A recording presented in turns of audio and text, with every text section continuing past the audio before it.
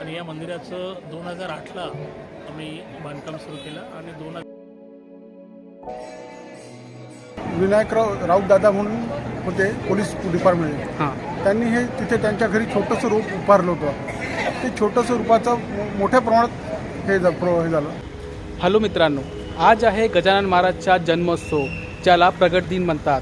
146वा, ज्याला भक्तगण थाटाबाटाने साजरे करतात. कदाचित तुम्ही शेगावच्या गजानन मंदिरमध्ये जाऊ शकत नसाल, तर आज मी तुम्हाला घेऊन आलेलो आहे नागपूरमधल्या निर्मल नगरीमध्ये, जिथे हुबेहू शेगावमधलं जसं मंदिर आहे तसं बनवण्यात आलेलं आहे.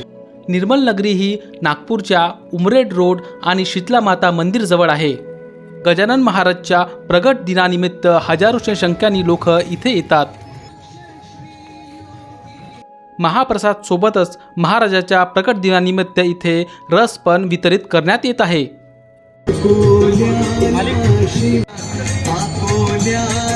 ज्या तऱ्हेनं महाराष्ट्र राज्यामध्ये बुलढाणा जिल्ह्यात शेगावमध्ये महाराजांचं मंदिर आहे, त्याच तऱ्हेनं इथल्या मंदिराची निर्मिती करण्यात आलेली आहे.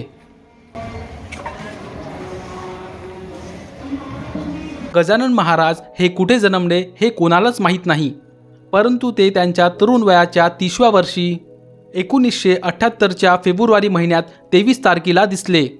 त्यांचे भक्त ही तिथी महाराजाच्या प्रकट दिन म्हणून मनवतात आणि ऋषी पंचमी ही त्यांच्या पुण्यतिथी म्हणून पाळतात. गजानन महाराज हे आधुनिक काळातले थोर संत होते. त्यांनी भक्ती मार्गाने देवापर्यंत पोहोचता येते हा संदेश दिला. ह्या मंदिरामध्ये विठ्ठल रुक्माईची खूप सुंदर मूर्ती इथे बसवण्यात आलेली आहे.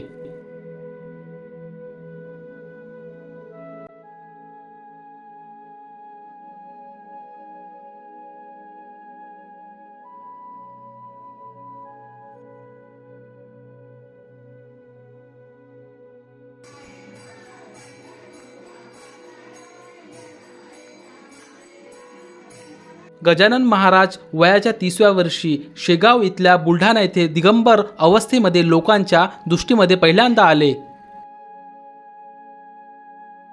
त्यावेळी ते देवीदास पातुरकडाच्या मठाबाहेर उष्ट्या पत्राडीवर शीते उष्टत खात होते.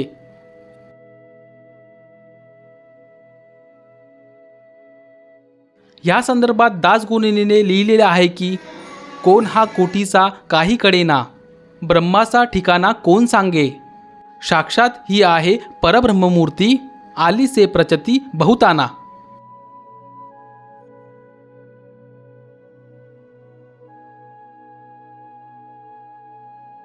असे म्हटले जाते की गजानन महाराज शेगावी येण्याच्या आधी बाल दिगंबर अवस्थेत अक्कलकोटचे दत्तावतारी श्री स्वामी समर्थ महाराजाकडे राहिले होते. तेथे राहून त्यांनी बाललीला दाखवल्या.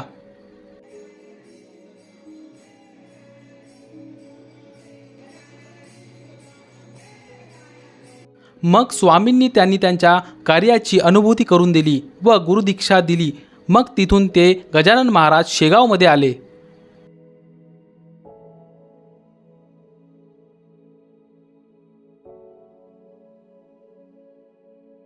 महाराजांचे 3 मार्ग जीवात्माला आत्मध्यान प्राप्त करून देतात.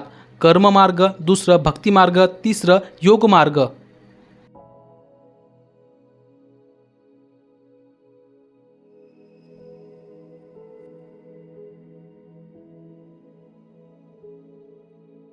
महाराज हे शुद्ध ब्रह्म होते, एक परमहंस संन्यासी होते.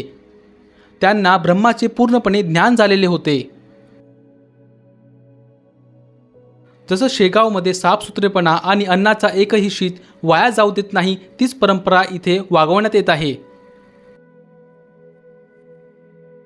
कुठलाही महाप्रसाद हा जर आपण खाल्ला तर पोटाला जे सुख भेटते ते कुठेच भेटणार नाही. या मंदिरच्या विषयी काही महत्त्वाच्या माहिती इथल्या विशिष्ट व्यक्तींनी मला सांगितल्या. मी सुनील बालपांडे, सचिव श्री संत गजानन महाराज मंदिर निर्मल नगरी नागपूर. आणि या मंदिराचं 2008ला आम्ही बांधकाम सुरू केलं आणि 2017ला या मंदिराचं काम पूर्ण होऊन 2017ला आम्ही अधिकृत या मूर्तीची स्थापना केली. आणि 2017पासून ते आजपर्यंत या मंदिरामध्ये सर्व देवादेवतांचे उत्सव गजानन महाराज प्रकटोत्सव, पुण्यतिथी उत्सव, रामनवमी उत्सव, आषाढी एकादशी उत्सव, कृष्ण जन्माष्टमी, त्यानंतर नवरात्र उत्सव आणि या मंदिरातून दरवर्षी 3 पालखी यात्रा मोठ्या प्रमाणात निघत असते. एक पालखी यात्रा नागपूर ते शेगाव 320 किलोमीटर इथनं पायी जात असतो. त्या पालखी यात्रेला 22 वर्ष पूर्ण झाली. एक पालखी यात्रा आमच्या गुरुवारी श्री राऊतदादा यांनी सुरू केली होती 1972पासून. ते जानेवारी महिन्यात निघत असते. त्या पालखी यात्रेमध्ये 3000 वारकरी असतात आणि त्या पालखी यात्रेत यावर्षी 52 वर्ष होते. एक दिंडी यात्रा नागपूर ते कोराडी आई महालक्ष्मी जगदंबा मातेच्या मंदिरात जात असते. त्या दिंडी यात्रेला 23 वर्ष पूर्ण होते आणि जवळपास श्रींचा हा 146वा प्रकट दिन उत्सव 28 तारखेपासून सुरू झाला आणि आजचा 5वा दिवस.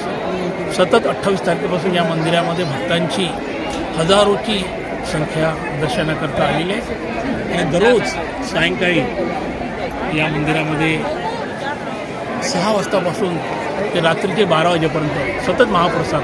आणि आज या प्रकट दिन उत्सवाला 25 ते 30 हजार भक्तांकरता महाप्रसाद आम्ही या ठिकाणी केलेला आहे. मंदिर पहिले कुडीपुत्रा जो आहे कॅन्सर हॉस्पिटल ते पोलीस क्वार्टर्समध्ये होतं. विनायकराव राऊतदादा म्हणून होते पोलीस डिपार्टमेंटमध्ये. त्यांनी हे तिथे त्यांच्या घरी छोटंसं रूप उभारलं होतं. ते छोटंसं रूपाचं मोठ्या प्रमाणात हे झालं. त्याच्यानंतर तिथले जे देव ते क्वार्टर रिकामं करावं होतं रिटायर. देव न्यायचे कुठे म्हणून इथे हे भव्य दिव्य असं मंदिर तयार झालं. 2017 जून 2017मध्ये याची प्राणप्रतिष्ठा इथे मोठं छान मंदिर झालं आणि दिवसेंदिवस इथे या देवळाची अजून प्रगतीच होते आहे. आणि आम्ही दरवर्षी इथे आमच्या 3 यात्रांचे हे असतात. एक ऋषीपंच कार्यक्रम असतो आणि प्रकट दिन. त्याच्यानंतर आमची नागपूर शेगाव पायवारी असते. ती शेगाव पायवारी जवळपास 30 वर्षापासून चालू आहे. 30 वर्षापासून नागपूर ते शेगाव पायवारी जाणं, 9-10 दिवसात जाणं येणं. त्याच्यानंतर एक आमची जळगाव जामोद असते. तर नागपूर ते जळगाव जामोदला जातात. तिथून 40 किलोमीटर 2 दिवस पायी येतात. दोन्ही याच्यात पायवारी जी असते शेगावची नागपूर शेगाव त्याच्यामध्ये जवळपास 150 लोक असतात आणि ही जी वारी असते याच्यामध्ये 300-400 लोक असतात. आणि राऊतदादा जे होते त्यांचं लहानपणापासून गजानन महाराजांचं होतं आणि त्यांना लहानपासून महाराजांचं एक प्राप्त झालेलं होतं असं वैभव. त्याच्यातून त्यांनी ते सगळं उभारलं त्यांचं आणि ते उभारलं जे त्यांनी रोप होतं ते तर वारले 2016मध्ये जानेवारी 3 जानेवारी 2016. त्याच्यानंतर आम्ही हे स्वरूप मोठं झालं आणि याची दिवसेंदिवस छान निर्मळ जागा मिळाली. इथे मोठ्या प्रमाणात छान मंदिर उभारलं गेलं. अशी याची ही प्रगती होत चालली. धन्यवाद दादा, तुम्ही मला हे सगळं माहिती सांगण्याबद्दल.